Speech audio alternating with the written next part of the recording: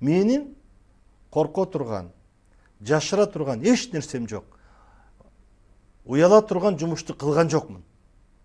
Тескерисинче, ошол өкмөттө турганда, депутат болуп турганда көп маселелерди көтөрүп жүрдүм.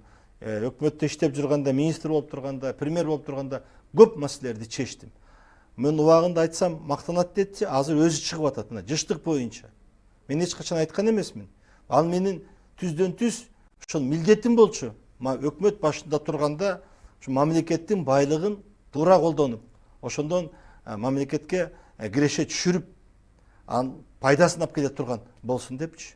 Мына ошондой эле мисалы Өзбекстандан 21 биздин территорияда бирок Өзбекстан колдонуп пайдаланып жүргөн мекемелерди алдым. Ошонун ичинде 4 пансионат бар. Алабукадагы суу сактагыч бар, Касан Сай дегенчи. Мен ошо кол койдум, чечкиндүүлүккө бардым. Муну эч ким кылган эмес буга чейин. Мына 23 жылдын ичинде. Мен ошол тобокелчиликти алып койдум. Туура, анысы да бар ооба. Биз мына ушундай барсак, мына адамды, жетекчини баалаганда ушундай нерселер менен баалаш керек да. Анан жөн эле ушак менен баалабай.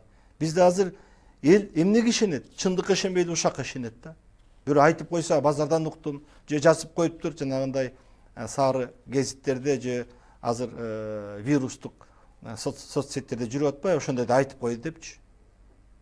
Мен дайыма уятым менен, намысым менен жоопкерчиликти сезип, ар бир кылган ишиме жооп бере алам.